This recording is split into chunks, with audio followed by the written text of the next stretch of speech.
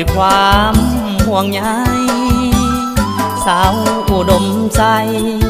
แฟนอายเจ้าไปไกลห่างปล่อยให้อายเหงาคอยเจ้าด้วยความอ้างว้างก่อนไปเจ้าให้ความหวัง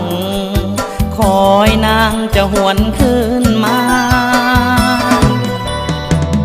ยืนคอยน้องอยู่วัดผู้ทาสายลมโสยพัดอายสั่นจนหลั่งน้ำตาเจ้าไปอยู่ใสมือใดจะหวนคืนมาน้องลืมคำมั่นสัญญา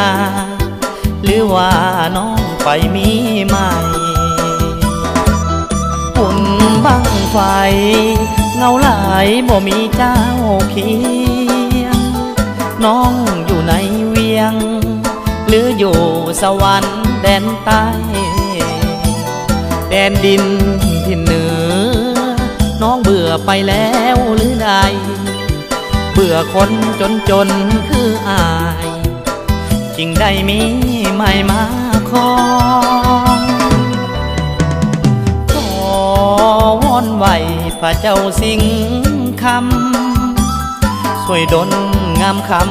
ำตาดำขึ้นบ้านเถิดน้องเพียงหน้าหลังเก่าคอยเจ้าด้วยความหม่นมองทุกวันอายตั้งตา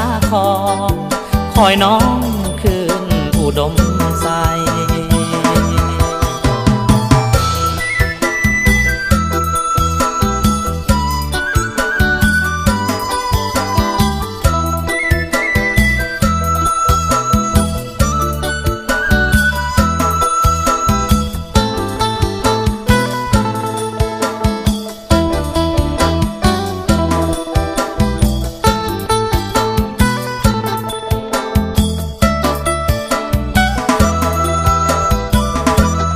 ฝุ่นบังไฟเงาหลายบ่มีเจ้าเคียงน้องอยู่ในเวียงหรืออยู่สวรรค์แดนใต้แดนดินที่เหนือน้องเบื่อไปแล้วหรือใดเบื่อคนจนคืออายจึงได้มีใหม่มาขอ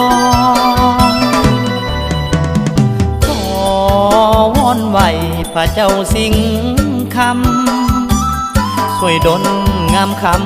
ำตาดำขึ้นบ้านเถิดน้องเพียงหน้าหลังเก่าคอยเจ้าด้วยความหม่นมอง